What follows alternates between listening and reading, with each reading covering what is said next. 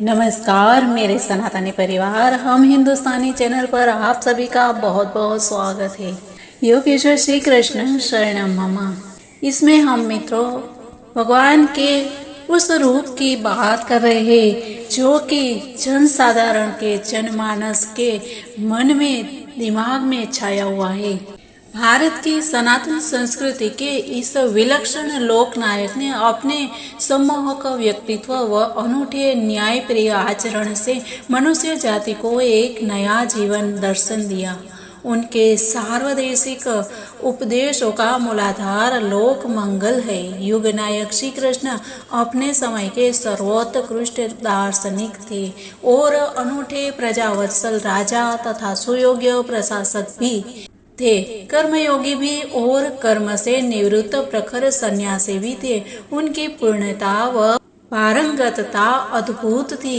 गीता नायक कृष्ण के व्यक्तित्व में न्याय प्रियता, समदृष्टि, मानवता, मैत्री भाव, उत्तम नीतिमत्ता, सदाचार, सत्यनिष्ठा, निर्भीकता, शालीनता, माता पिता और गुरु भक्ति तथा प्रेम का आदर्शतम रूप परिलक्षित होता है। सार रूप में कहे तो कृष्ण के विराट व्यक्तित्व का विस्तार असीमित था। वे व्यक्ति से विराट बने, लोकोत्तर हुए और जगत गुरु के रूप में विश्व में प्रतिष्ठित हुए। ऐसे भगवान श्री कृष्ण के चरणों में कोटि कोटि नमस्कार। मित्रों, आप अभी इस चैनल पर यानी कि हम हिंदुस्तानी चैनल पर नए हैं तो इस चैनल को सब्सक्राइब जरूर कर दीजिएगा और साथ ही बाजू वाले बेल आइकन को भी प्रेस करना बिल्कुल ना भूलिए। साथ ही मित्रों, वीडियो पसंद आता है तो लाइक और शेयर भी कर दीजिएगा। मित्रों, कल हमने देखा था कि नारद मुनि श्री कृष्ण से मिलने के लिए आए थे। श्री नारद मुनि ने श्री कृष्ण द्वारा व्योमासुर के उद्धार का उल्लेख नहीं किया था, जिसका तात्पर्य यह है कि उसका उद्धार उसी दिन हुआ था जिस दिन असुर केसी का उद्धार प्रातः काल हुआ था और तदुपरांत सभी बालक गोवर्धन पर्वत पर गाय चराने हेतु गए एवं व्योमासुर का उद्धार वहीं पर हुआ। दोनों ही असुरों का उद्धार प्रातः काल हुआ था। कंस ने अक्रूर जी से संध्या काल तक वृंदावन पहुंचने की प्रार्थना की थी। अब मित्रों, आगे जानते हैं कि आगे वृंदावन में क्या होता है।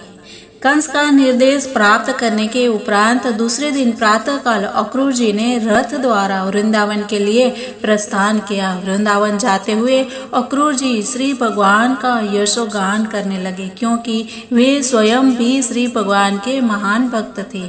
भक्तगण सदैव श्री कृष्ण के चिंतन में निमग्न रहते हैं एवं अक्रूर जी निरंतर श्री कृष्ण के कमल नयनों का चिंतन कर रहे थे। उन्हें ज्ञात नहीं था कि किन पुण्य कर्मों के फलस्वरूप उन्हें उस दिन श्री कृष्ण तथा बलराम के दर्शनार्थ वृंदावन जाने का सुअवसर प्राप्त हो रहा था।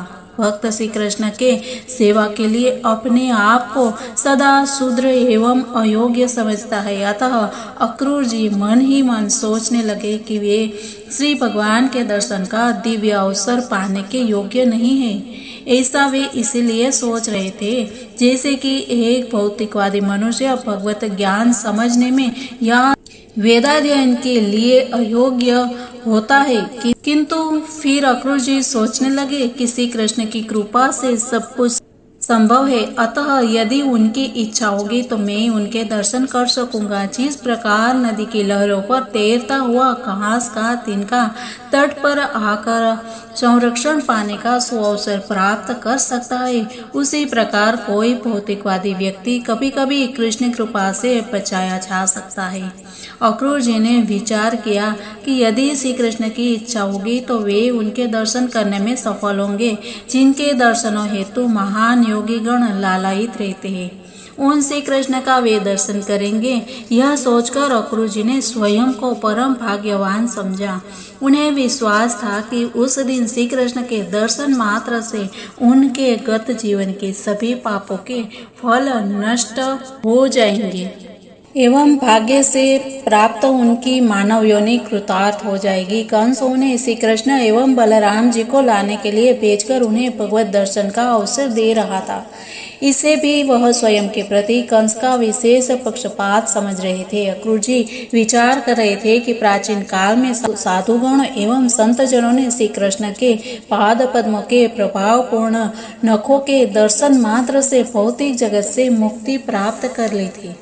आदि विष्णु श्री कृष्ण ने उसी प्रकार से अपनी अंतरंगी शक्ति के विस्तार से वृंदावन के निवासियों की सृष्टि की। ब्रह्म संहिता में यह भी पुष्ट किया गया है कि श्री कृष्ण का धाम एवं विशेषता उनकी अंतरंगी शक्ति के विस्तार है। वही अंतरंगी शक्ति जो वे गोकुल वृंदावन में प्रदर्शित करते हैं, पृथ्वी पर वृंदावन के रूप में प्रदर्शित हुई, जहाँ वे अपने माता पिता, अपने सखाओं, ग्वाल बालों एवं गोपिकाओं के सानिध्य में आनंद कर रहे थे। अक्रूर जी के कथन से स्पष्ट है कि चूंकि श्री कृष्ण प्रकृति के गुणों से परे दिव्य है, अतः श्री भगवान की प्रेम पूर्ण सेवा में संलग्न वृंदावन वासी भी दिव्य है। श्री कृष्ण श्री भगवान सर्व गुरुओं के गुरु है। वे सभी पतित आत्माओं को मोक्ष प्रदान करने वाले हैं एवं तीनों लोकों के स्वामी है। भगवत प्रेम का अंजन लगाकर कोई भी उनका दर्शन कर सकता है। तो आज मैं श्री भगवान के दर्शन कर पाऊंगा। इस प्रकार भगवान श्री कृष्ण के लिए सोचते सोचते अक्रूर जी का रास्ता कट रहा था और सबको अपनी सेवा तथा भक्ति से ऐसा प्रयत्न करना चाहिए कि श्री भगवान उन्हें मान्यता दे। श्रीमद् भगवद गीता में कहा गया है, परमेश्वर श्री भगवान का प्राणी मात्र के प्रति संभाव होता है। न कोई उनका शत्रु है न मित्र, किंतु भक्ति पूर्वक प्रेम से अपनी सेवा करने वाले भक्त की ओर उनकी रुचि होती है। श्रीमद् भगवद गीता में यह भी कहा गया है कि परमेश्वर भक्त के द्वारा की गई भक्ति सेवा के प्रति सहानुभूति रखते हैं।